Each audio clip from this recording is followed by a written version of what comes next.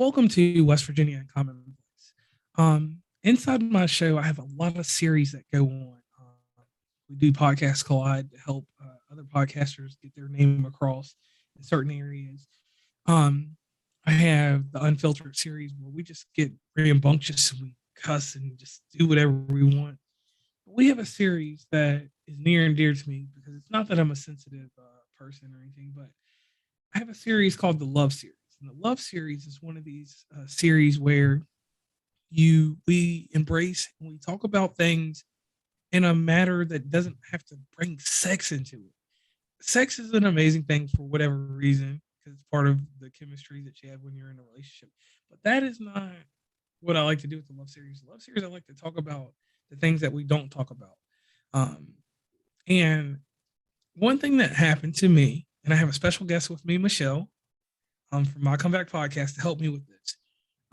One thing in love that happened to me that I wasn't taught was when a relationship ends, you're broken up with, uh, or any type of heartbreak that you have. I was not taught where to go after that. Like I don't think even with a clinician or anybody like that, or any methods that they say, I was never taught where to go. So I brought Michelle with me, and I have a few questions for her because she's experienced love on all spectrums of the love cycle, as I call it. So, Michelle, please introduce yourself real quick. Hello, I'm Michelle from My Comeback Podcast. Thank you, JR, for having me on your show. Okay. So, Michelle, I want to ask you, on the love series, like we kind of get more personable. We get personable with the Barbara Walter stuff, but when I talk about love, like you've endured heartbreak, correct? Oh, yeah. And you've had disappointments inside love, right? Yes. So I want to ask you this, and I want you to go back to when you were a child. Um, when we were taught to love and we learned liking and different things like that, were you given the tools to fix once you have a heartbreak? No, I don't think anybody does. Most families don't share that, They kind of give you the love or if you have parents that don't, but they don't tell you how to deal when you don't. Okay. And then that same thing happened to me. And I grew up in a house that was a home, and my home was a house at the same time. So I grew up with knowing that mom and dad loved me. That's I knew, good. and a lot of people don't grow up with that. But let's get into the deeper part. We get into school, you get that first person that you like, not so much a love, but you like that person. We thought it was love. Mm-hmm.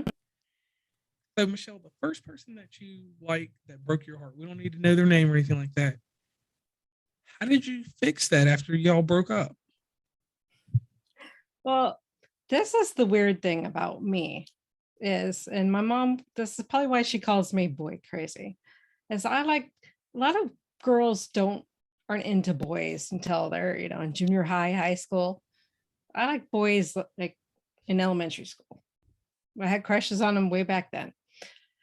And I had this friend. I had moved from California and moved to Oregon. And, we dressed weird. We had white hair. We were just, didn't fit in.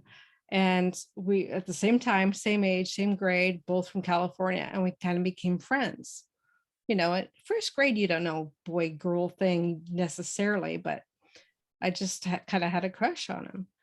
And so we just shared a lot because we were both outcasts and we were going out to a football field and talking, and somebody made fun of him walking with a girl.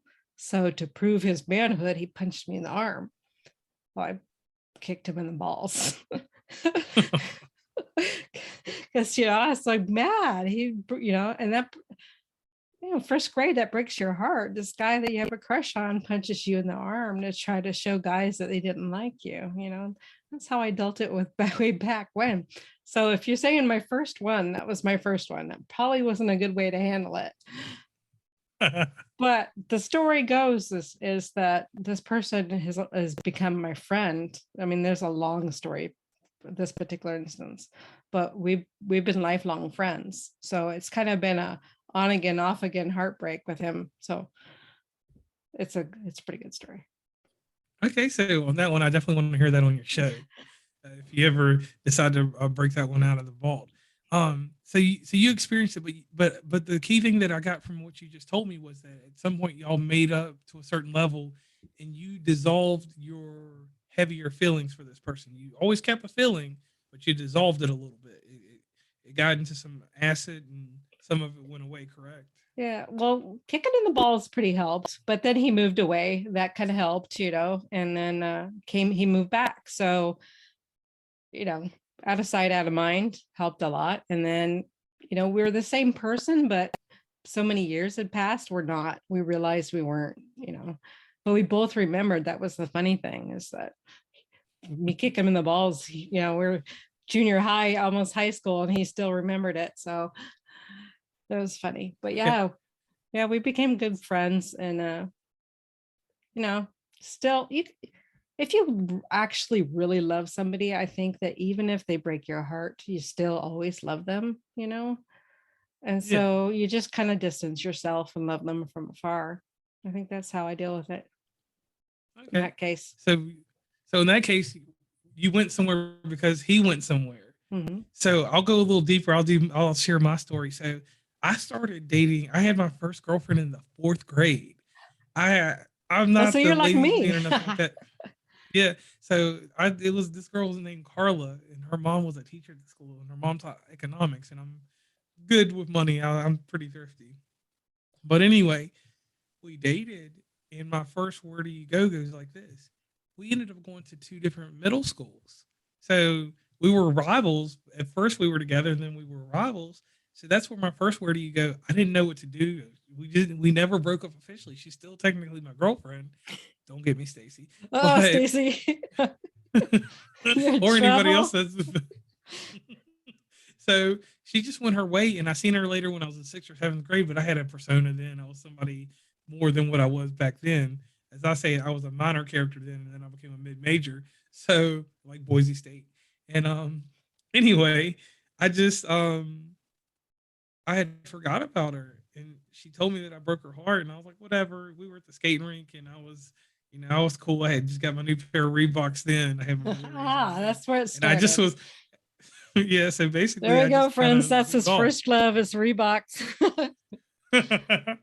So yeah, so definitely like my first where do you go? I didn't know what to do after that. Like no one taught me that once they go somewhere, do you break up or do you not? And then later on, after that, I met a girl named Ashley.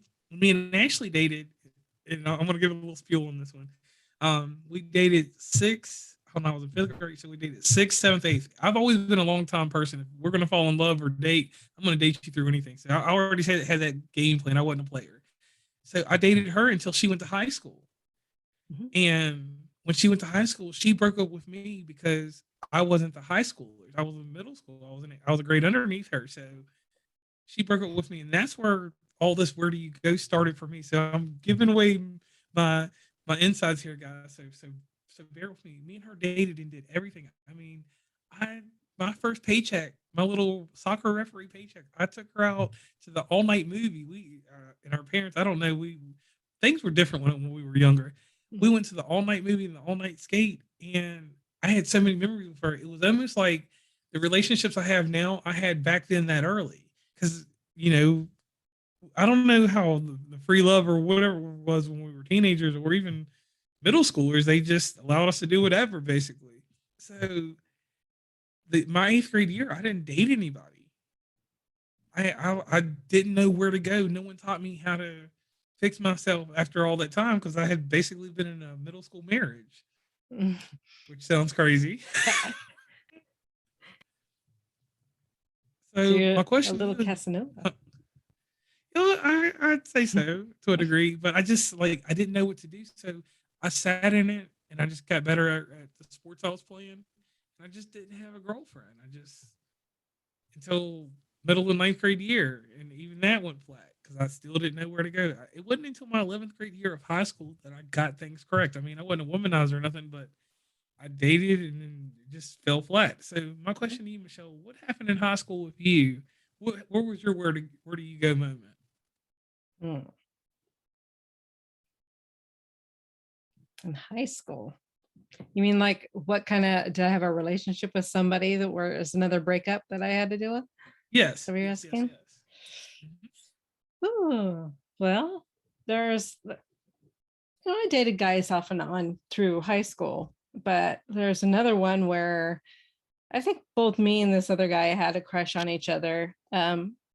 He's just kind of a flirty kind of guy. He's quite Casanova. So I never knew if he would actually liked me or if that was just his personality. But he would like holding hands with his girlfriend and would like try to like clothesline me with their hands and stuff and kind of flirt. And I was like, I couldn't figure it out. I thought, okay, we're just friends because he's got a girlfriend.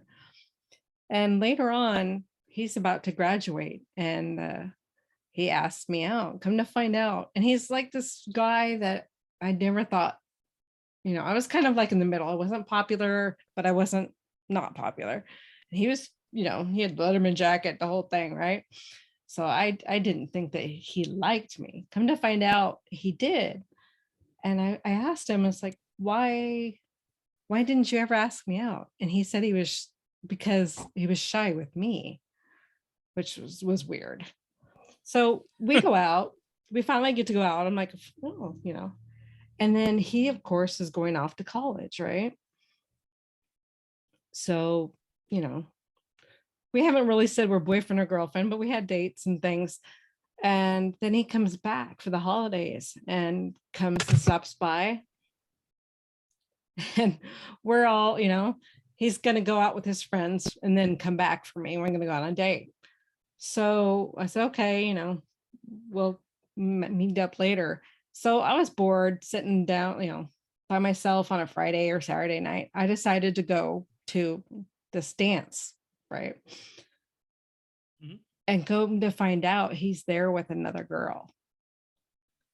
Oh, whoa. Yeah. And I confronted him.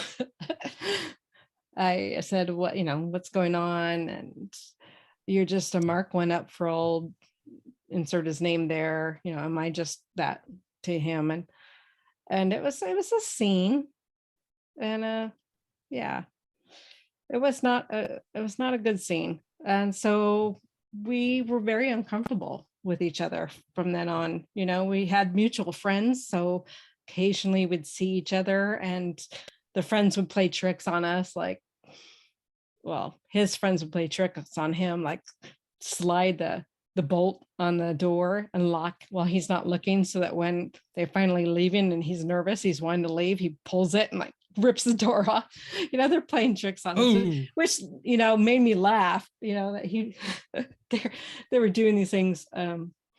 He was going to be a cop, and his partner pulled up behind me and my friend that were parked. And, we heard about a truck that this description that was doing this. He was laughing the whole time. He was just trying to make this guy uncomfortable. So these guys were making me laugh. So I guess it made me feel better. So where do you go? I guess humor in that, to sum up, that is that these guys were making me laugh by making him uncomfortable. And I like that one. And I think later on, in my 20s, college, different stuff like that, I met the mother of my son, and she's a where do you go, because we're obviously not together, and no one hears much about her. Mm-hmm. Me and her met, we had a good time, and obviously we had a kid, and it was weird. We just grew so apart after our son was 4 years old. She was a totally different person. I was a totally different person.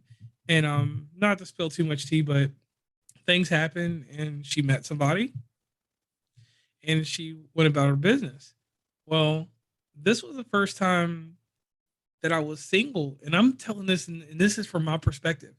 You don't realize when you're in a relationship with someone how much of a commodity you become. And this was something I even up until about 3 years ago, I really never paid attention to. People like when people are in relationships because it makes that person look like, hey, this is someone that I can tenure with, I can spend time with, whatever. So I didn't realize that over the years, and I have a very bad toxic trait that I will share on here that I've gotten rid of. That's why I said certain things. Boundaries is something I've had to set a lot of. I used to plant seeds and I never knew it. a kind gesture to any person. Just even me and you talking right now, and I say something in a flirtatious manner and don't even think about it. And I'm not saying it will settle with you, but with some people that will stay in their mind and they'll hold on to that.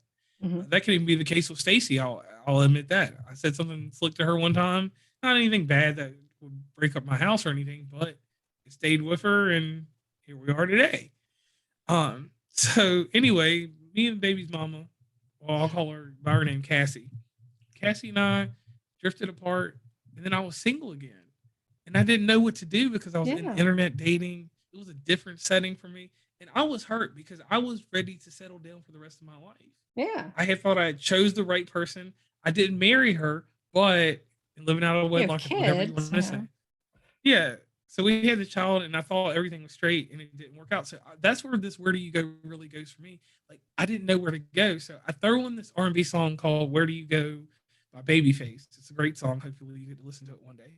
And I didn't know how to fix things, so I jumped on the internet, and this is my sad internet story about online dating. I Uh-oh. didn't know what a hot commodity was, and it's not about the attraction to me or what I look like or any of that.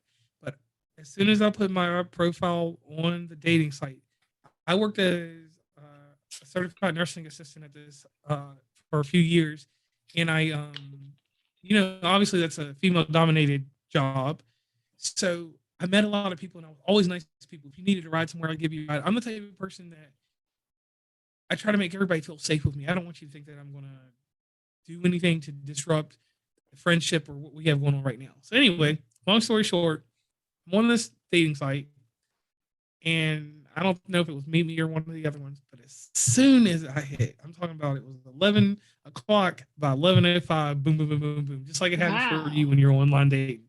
But these were women I knew. Oh. So that was my where to go. So I started dating. This was my toxic dating trait, or toxic. Yeah, it was my toxic dating trait. I dated people that were convenient to me, like that I knew a little bit about me. I didn't want to go out here and have to razzle and dazzle somebody. No, who wants to do that? Hmm. So I started dating them. So that was my where to go there, and then I it hear turned you. bad. I But what can hear about you. you when she got older? I think I told you before. One of my toxic things is I was raised to be old school. My parents are old school, taught me girls don't chase boys, right? So that was in the back of my head. Well, I'm a little bit, I think, older than you. So I come from right when that changed, or maybe not. Maybe it's already changed and I didn't know about it. But I didn't chase boys. I mean, I would kind of flirt with them like you did, but I never asked them out. And then so the only ones I ever dated were ones that came to me and asked me out.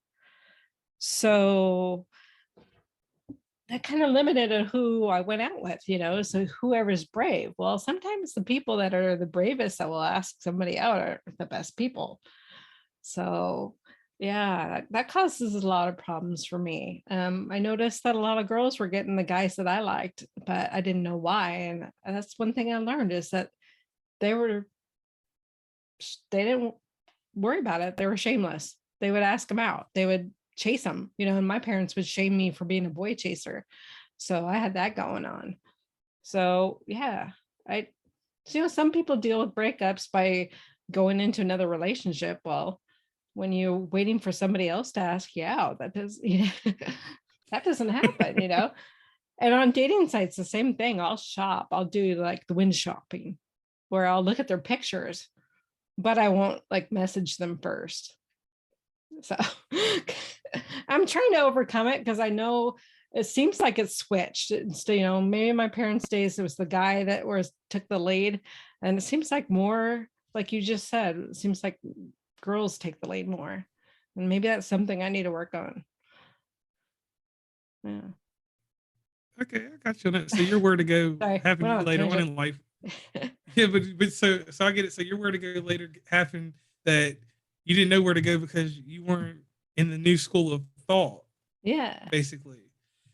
And on that, just let's go over to a side note. I don't know what happened, but I want to say like so I can put a cap on it. It was like 1992 to 94. Something changed in that time frame, and women took over the role because I had to I mean, I'm old school. I was the dude that wrote letters and folded them up a certain way and sent it to you.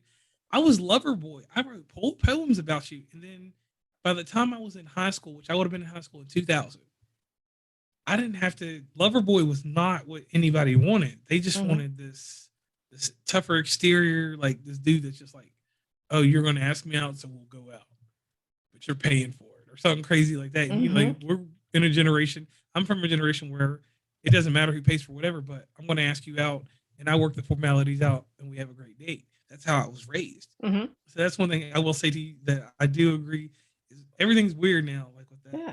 So then the next part of my where do you go? It's the sad part of my story that we all know about, but um, from that situation where with the passing of Michelle or whatever, my where do you go there got rough because even though I had Stacy with me and I had all this great stuff going on, I'm still stuck on Michelle Mm-hmm.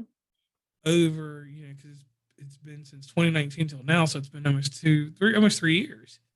So in that time, the first year, it was amazing because the things that I had planned out with Michelle, Stacy did them with me. So and she loved me and she just kept encouraging me. She never overstepped her bounds or asked any questions or did anything to rock my psyche. She didn't do anything to mess it up. She just was in a role that would have been the hardest role in my life. I couldn't even do it. I Mm-hmm. couldn't, and I'm not saying that she took Michelle's place and did those things, but I couldn't be a supporting role in something that somebody was doing with someone else. So that's been my hardest where to go because when all that stuff happened, I was just like, what am I supposed to do after this? Like, where do I live life? And that's what brought me back to why I wanted to do this episode. We were not taught what to do when you have heartbreak. They say go talk to a friend. They say go get counseling. That's what they say. But you go to a clinician, you go to a therapist, and a therapist doesn't. I've never heard a therapist fully tell you how to get over heartbreak. They give you aesthetics, different things that can mold you a certain way, but I don't have anyone telling me that, hey, they give you this. Hey, you had a breakup. Take some time for yourself. Build yourself up. Exactly. Well, what am I building up and how do I take time for myself? Like what kind of clay am I molding? What kind of play do I need to use to build myself up so that I can be that person I was before the breakup, before their initial relationship? And that's what stumped me. Yeah. Well, it depends on how your relationship ends. Like in your case, that's really hard. Whereas if you had somebody that's still there and hurt you, I, you know, you could get anger and then you could try to improve yourself and show them. But when somebody dies and you still have those feelings, that's something that nobody knows how to, where to go from Right. there. Right. Yeah. And even now, I'm still stuck on that. I mean, I'm moving on in life, but still, I'm like, to anybody that's ever happened to just lose someone that you love like that, and I'm talking purely a relationship. I'm not talking about a mother father. Like, where do you go from that? And then, even inside of a breakup, to tie it all together, when I initially had my first breakup, which wasn't with Carla, it was with Ashley, I was in a position where I just didn't know what to do with myself. I was just kind of like, man, I was on top of the world. I had the greatest girlfriend ever, and now she's dating some dude on the track team. That's a bum. And no offense to that guy, but later on he became a bum, so I didn't. So I kind of won that war in my life. So I was just like, okay, and I don't mean a Legit. bum in a bad way. Yeah. So there's me being toxic. Sorry about that, everybody. But yeah, so that one was fine, and she went on and did whatever she did in life. So in finishing this episode out, Michelle, I want to ask you this, and this is one of those personal things. This could be a 2020 question if I had to spun it that way. Um, Even though we don't know where to go today, right?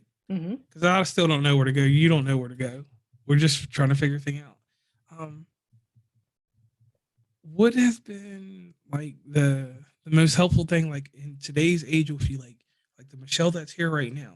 Mm-hmm. What has been the, like saving grace like that give you the momentum to keep going and chasing love? You know, that's a good question. It might not be one that your listeners will like, but I've stopped chasing love right now.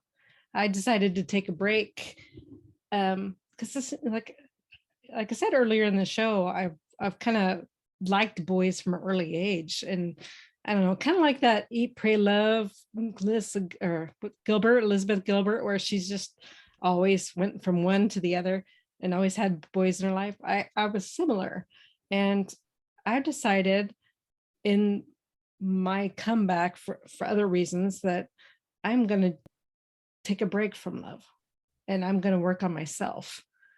And not forever, probably, hopefully, but if I improve myself in all these different ways, like atomic habits, where I get fit, I get happy, I get healthy, I get my house in order, I get the good car, the stable job. Not only will it bring me peace and love and happiness for myself, kind of a self-love, which is really the love that most people really need when they're looking for a relationship. Not only will it bring me that, but if after all that, if I want to add somebody as to it and share this life I've built, then I will be a better person. And me, I'm a big law of attraction person. So I believe that not only will I be happy with myself, but being a better person might attract a better person. And therefore maybe I'll have less heartbreak. And, all these things, like my brother told me, you keep having these relationships that end. Maybe you need to throw away your roadmap. Maybe it's a really bad roadmap. And if you don't realize what's on your roadmap, you need to take a break, take a step back, and do some research, look at yourself, and create a new roadmap, go from there. And I can wholeheartedly agree with that. I like that was the gem in this episode. Whenever the audiogram comes out, I'm going to have to get that and put it all together. Now, Michelle, please let everybody know where they can meet and greet you on the internet, and tell them just a little bit more about that podcast so that we can give them a great shameless plug. Yeah. It's my comeback podcast, and I'm on all major platforms. I'm hosting the Anchor, Spotify, Apple, Google, that kind of thing. I also have Instagram, my _come_back_podcast. I know that's long, but somebody else took my name before me. But yeah, I have a link tree there that takes you to all my Twitter, my YouTube from an old past life. They could find me there. All right, audience. And once again, always with me, you can find us at www.wbuncommonplace.com. You can do that to get to Instagram. If you go over to the website, though, you can find little neat things. We have the t-shirts still up. Remember, limited runs are what we like to do. Different t-shirt, different style, hoodies, everything you need. You can definitely check me out. Also, in the other ventures that I'm part of, I do have a cult classic film event that we do called Sometimes Cinema, and is one of the more intimate things, because I always talk about intimacy. I don't know, I had intimacy issues as a kid, but Sometimes Cinema is the thing where we take a movie, we watch it, we talk about it, we get to be humans again. We've lost too much of this. I want to stay inside all day and not talk to each other and not conversate about things. So that's one thing that's going on there. And also, everyone knows that the branded episodes, we're going to start doing live shows on Twitch. So I definitely want people to tune in to that. Hopefully, we can get Michelle on one of the live shows, because those are going to be crazy. Once again, this is JR from what? Go ahead. I'm looking forward to it. Okay, definitely. This is JR from West Virginia Commonplace. I'm signing off.